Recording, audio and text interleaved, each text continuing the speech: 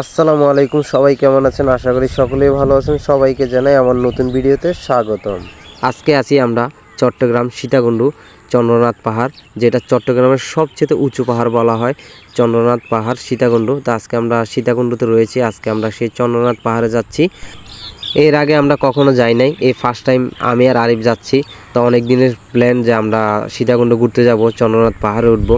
তো আজকে সেই স্বপ্নটা পূরণ হলো, আমি আর আরিফ যাচ্ছি। একটু দূরে এগুলোই দেখতে পারবেন, অনেক বড় একটা বটগাছ, আর বটগাছটা একটু দূরে পার হলে আপনারা দেখতে পারবেন সীতাকুণ্ড চন্দ্রনাথ পাহাড়টা দেখা যাচ্ছে। বটগাছটা উকি দিলে আপনারা দেখতে পারবেন, ওই যে দেখা যাচ্ছে, অনেক উচ্চতা পাহাড় এটা। আমরা একটু দূর এগোনোর পর দেখতে পেলাম রাস্তার পাশে অসংখ্য ছোট ছোট দোকান রয়েছে, আর এক পাশে বাস রয়েছে। আর এই বাস দিয়ে পাহাড়ে উঠতে সুবিধা হয়। একটা বাস 40 টাকা, আপনি যদি ফেরত দেন তাহলে আপনাকে 10 টাকা ব্যাক দিবে, তাহলে 30 টাকা রাখা হচ্ছে। তো অনেকজনে ফেরত দেয়, অনেকজনে ফেরত দেয় না, আর অনেকজনে নিয়ে চলে যায়। তাই এই বাস দিয়ে পাহাড় উঠতে একটু সুবিধা হয়। তো দেখেন কীভাবে উঠতেছে, মানে বাস দিয়ে মানে একটু ভর দিয়ে উঠতে একটু সুবিধা হয়। তো আমরা রীতিমতো উঠতেছি। আমি আর আরিফ কিন্তু বাস নিয়ে বাস ছাড়াই উঠতেছি, যেহেতু আমাদেরকে একটু কষ্ট হচ্ছে বাস ছাড়া উঠতে। আর বাস দিয়ে উঠলে একটু কষ্ট কম হয়। দেখেন আমরা কতটুকু উঠছি, আরও অনেক উঠতে হবে, আর অনেক বাকি। তো অনেক উঁচা পাহাড় এটা, যে এখান থেকে আপনি যদি শুরু করেন কমপক্ষে 1.5 ঘন্টা লাগবে উঠতে, মানে 2.5 ঘন্টা লাগবে নামতে, 1 ঘন্টা লাগে উঠতে, কমপক্ষে 1.5 ঘন্টা লাগে। তো আমরা রীতিমতো শুরু করছি আমাদের পাহাড়ে ওঠা। যতই উঠতেছি ততই যেন পাহাড়ের দূরত্ব বাড়ছে, ততই জানি পাহাড় উঁচা হয়ে যাচ্ছে। যতই উঠতেছি ততই যেন পাও ব্যথা হয়ে যাচ্ছে। তো সিঁড়ির ধাপ পারানোর পর একটু পরে অনেক সুন্দর একটা জিনিস দেখলাম, যে পাহাড়টা একদম পুরো রাউন্ড হয়ে গেছে, মানে পাথরটা একদম রাউন্ড হয়ে গেছে, দেখতে অসাধারণ লাগতেছিল। তো সবাই ছবি তুলতেছিল, তখন আমিও ছবি তুললাম।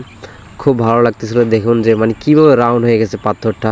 তো যারা বর্ষাকালে এখানে আসতে চান তো সতর্ক সাবধানে আসবেন। এখানে আপনার জীবনের রিস্ক রয়েছে, ঝুঁকি রয়েছে। আর এই পাশে বাস দেওয়া, আর এগুলো যদি বাস দেওয়ার যদি না থাকে, একটা মানুষ যদি পড়তে পারে, মানে সে বাঁচার কোনো উপায় নেই, মানে সে বাঁচবে মনে হয় না আমার।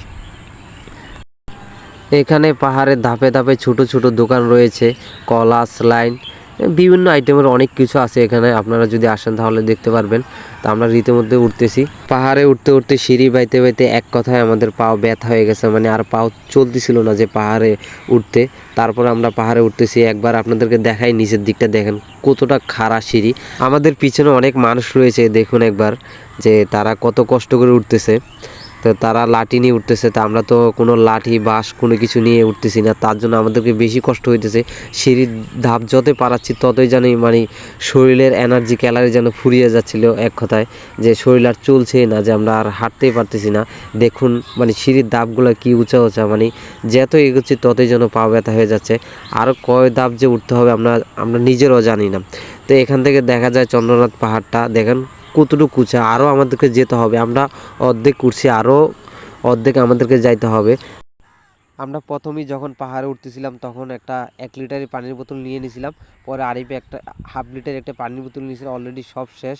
তা আরিফ খুব ক্লান্ত, আরিফ আর পারতেছে না। তো একবার দেখুন যে সিঁড়িটা কতটা খাড়া দেখেন। আর একটা মানুষ যদি পড়ে, সে মানুষটার হয়তো হাত নাইলে পাও ভেঙে যাবে, হয়তো এখান থেকে পড়লে মরবে না, হয়তো হাত নাইলে পাও ভেঙে যাবে। তা আরিফ খুব টায়ার্ড, খুব ক্লান্ত। আরিফ বলতেছে আমি আর পারতেছি না, চলে যাই। তো শেষ পর্যন্ত ওর জন্য আর বাকিটা উঠতে পারলাম না, অর্ধেক পর্যন্ত ওইটা চলে আসলাম। আর এই পাহাড়ে উঠতে উঠতে খুব ক্লান্ত, অরান হয়ে গেছে, আর উঠতে পারতেছিল না। তখন আমাকে বলতেছে চল আমরা চলে যাই, আর থাকবো না, আমি আর উঠতে পারতেছি না, আমার দ্বারা সম্ভব না। ওর জন্য আর পাহাড়ে উঠতে পারলাম না, তাই মানে ফিরে যাচ্ছি নিচে, একদম চলে যাচ্ছি, আর উপরে উঠবো না। আমাদের এখান থেকে উঠতে আরও 1 ঘন্টার মতো লাগতো। তো ওর জন্য মানে কি ব্যাগ দিতে হইলো, আর উঠলাম না। তো এখানে আস্তে আস্তে আমি রিল্যাক্সে নেমে যাচ্ছি। আর ওখানে দেখেন ছোট কয়েকটা দোকান রয়েছে, আর ওখানে ধাপে ধাপে ছোট ছোট দোকান রয়েছে, আপনারা চাইলে জিরিয়ে জিরিয়ে উঠতে পারবেন, যা ইচ্ছা তা খাইতে পারবেন। এখানে লেবুর শরবত সব আছে। আর দেখেন সিঁড়িটা মানে কতটা খাড়া। পাহাড়ের এক পাশ দিয়ে ছোট্ট একটা রাস্তা গেছে, সেই রাস্তা দিয়ে আমি নেমে যাচ্ছি। আর এনজয় করতেছে যে আর উঠতে পারতেছি না, আমাদের আর সম্ভব না, আমি ক্লান্ত হয়ে গেছি, চল এবার চলে যাই। আর এখানে দেখেন পাথরগুলো কত সুন্দর লাগতেছে। আর এখানে দেখেন যে বেড়াগুলো দেওয়া যদি না থাকতো, বাঁশের বেড়া, আর একটা মানুষ পড়লে বাঁচার কোনো উপায় নাই। আর দেখেন পাথর এটা একদম নালার মতো হয়ে সিঁড়ির এদিক দিয়ে যে ওদিক দিয়ে বের হয়েছে। তো যদি একটা মানুষ পড়ে, আমি মনে করি যে বাঁচার তার কোনো চান্সই নেই। তো খুব রিস্ক, এখানে। আর বর্ষাকালে আপনারা সতর্ক সাবধানে এখানে আসবেন, আর বর্ষাকালে কম আসার জন্যই চেষ্টা করবেন। আর এখানে যদি বর্ষাকালে যদি পড়তে পারেন, আমার মনে হয় না বাঁচার কোনো আপনার চান্স আছে। তাই সবাই ভালো থাকবেন, সুস্থ থাকবেন, অন্য ভিডিওতে দেখা হবে। আল্লাহ হাফেজ।